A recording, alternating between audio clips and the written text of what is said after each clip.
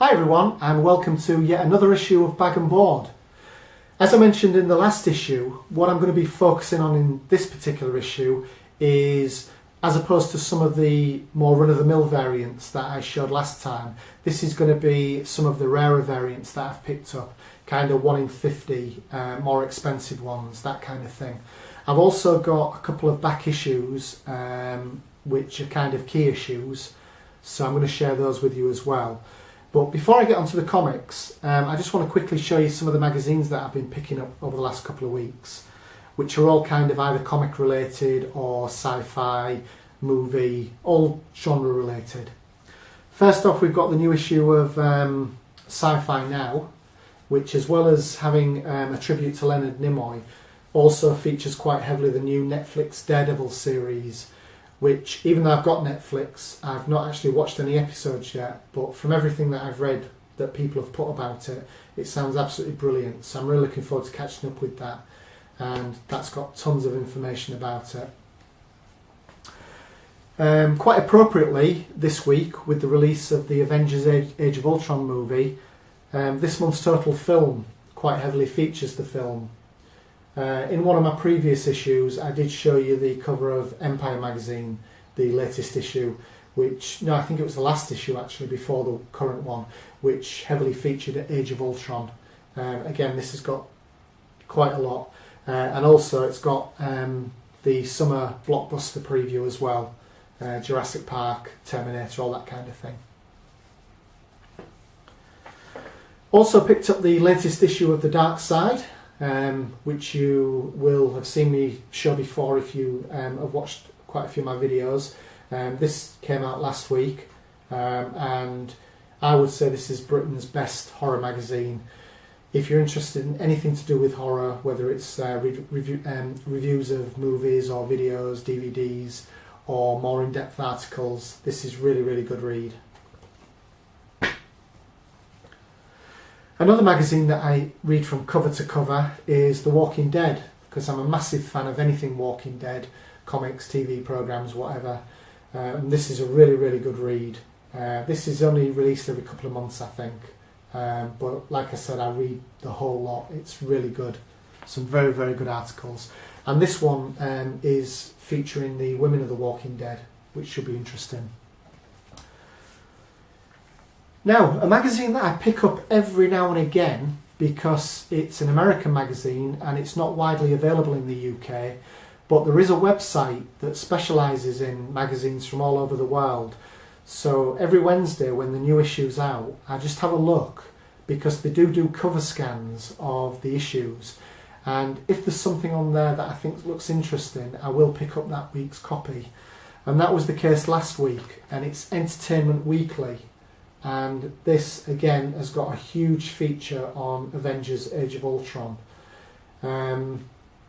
Also, this is particularly good because it's a double issue, twice as thick as the usual issue. It's about 120 pages, but for the same price as the regular issue. And they've actually done 4 different covers for this issue, each focusing on either a single character or a number of characters from the movie. And this was the cover that I actually particularly wanted to get. And it's a bit of a lottery, you don't know which one you're going to get. So I was so happy when I got this one with the Black Widow on it. Now, a new magazine that started fairly recently, but I didn't know anything about, is called ACE. And it stands for All Comics Evaluated. Again, this is an American magazine. I bought this off eBay. And they're actually up to issue number 2 now. And this is kind of a comic size magazine, quite thick. It's like one of those square bound comics that you can get. And basically this features a lot of articles to do with comics, and also roughly the second half of the magazine is kind of a price guide. I only got this the other day, so I've not actually had a chance to look through it yet, but I'll obviously let you know in the next issue what I thought of it. And I also, and this arrived today, picked up issue number 2. It's still actually in its bag. That it comes in a sealed bag, kind of like those comics where they don't want you to know the contents if somebody's been killed. But it looks, from kind of flicking through issue 1, there looks to be some good reading in there. So I'm really looking forward to picking this up on a regular basis. Right, enough of magazines. That's probably not what most of you are here to look at, but we'll get onto the comics now. The first one is another gift that I've received from a very good friend of mine, and it's Lewis, who, if you're a member of the YCC Facebook group, you're probably very familiar with Lewis. He's a great member of the community, and he actually sent me a copy of Spider-Gwen #1, and this is the Midtown Comics variant. Lewis picked this up when we were at London Super Comic Con about a month ago. I was really lucky enough to spend quite some time over that weekend in Lewis's company, and he's a really, really great guy. He's a lovely bloke, and I can't speak highly enough of him. So once again, mate, thanks so much for buying me this. And actually the reason he did was because I'd ordered that particular cover from a place in space, but unfortunately because of damages they were shorted on the amount that they got, and they sent me the black and white version, which I was really, really disappointed with. But because I didn't want to be left without a copy, I accepted that in the place of the colour cover. So I was telling Lewis about this, and it was a massive surprise when he sent it to me the next week. And then a couple of weeks ago I saw this advertised. This is something that limited edition comics were bringing into the country, and it's a special sepia edition of the Midtown cover. So Spider-Gwen is actually in colour, but then the surround is all in this kind of sepia colour. So now I've actually got 3 different versions of the same cover. Something else that I saw on eBay, no, it wasn't actually, it was on Facebook.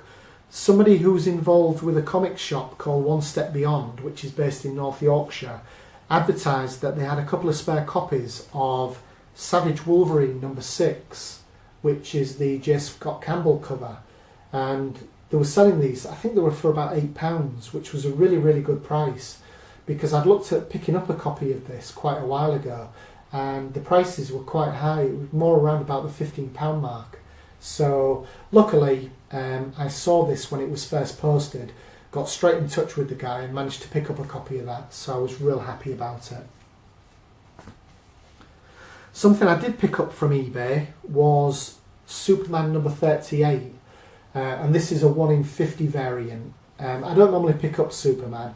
I'm not a massive fan of John Romita Jr.'s art, but I really love this cover, and it was for a very reasonable price, so I decided to get this. I'm hoping to actually at some point get this graded, because it's in a really nice condition and I do like the cover. Something that I picked up, I actually won this in an auction from I Am Not Wolverine on eBay, and I couldn't believe how cheap it was. I was the only person who bid on it. The only disappointment about it is that it's a pence cover, and I do prefer the cents covers, just from a personal preference point of view. Anyway, it's Wonder Woman #268, and this is significant because it features the first, and I think I'm right in saying it's the only appearance of a character called Lumberjack here. And this is quite important because from what I've been reading, Lumberjack's actually going to feature in the Supergirl television series that's been, well, it's in production at the moment. So I was really happy to pick that up.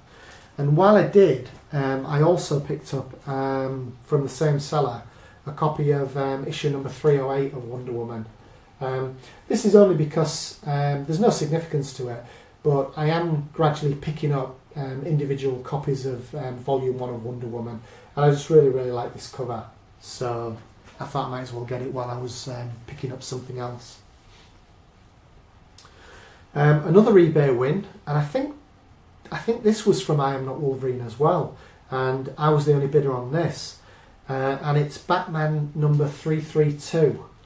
Again, this is a key issue, and that's because it features the first solo story of Catwoman. When I received this in the post, I was having a real good scrutiny of it, and the only slight kind of issue with it is it's got a tiny little dink up in this top corner here. Apart from that, it is in absolutely immaculate condition. The pages, you probably won't be able to tell, but the pages are absolutely pristine, white pages. So again, this is more than likely going to be the next book that I send to get graded from CGC, and I would really hope that this would come back as a 9.6. So we'll see. So I'm going to be sending that off to Wolf Comics in a couple of weeks' time.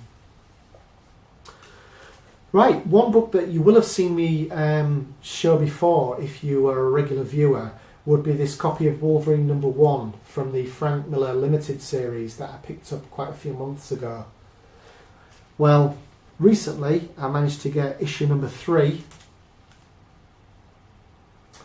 and issue #4. I picked up both of these in a joint lot that a seller was selling off. The only thing was they are a little bit kind of dinged up, particularly down the spine area. But for the price that I paid, I was happy to get these copies with a view to upgrading at some point. And that actually happened with issue #4 a couple of weeks ago when I got this really, really good copy of issue #4. This is more akin to the issue #1 I've got in terms of quality. Not really sure what grade it would be, but certainly a good solid 9 plus. So again, at some point in the future, I'll probably get this graded. So that's it, guys. That's my pickups from the last couple of weeks or so. Thanks very much for watching. I always appreciate when people watch my videos and when people subscribe. So if you're not already a subscriber, please feel free to hit that button. And if you've liked the video, thumbs up. If you don't like it, thumbs down. And if you've got any comments, leave it down below. Again, a quick reminder, either up there or up there, that it's Free Comic Book Day in a couple of weeks' time. Get yourself down to your local comic shop if you've got one. Until next time, take care and enjoy your comics.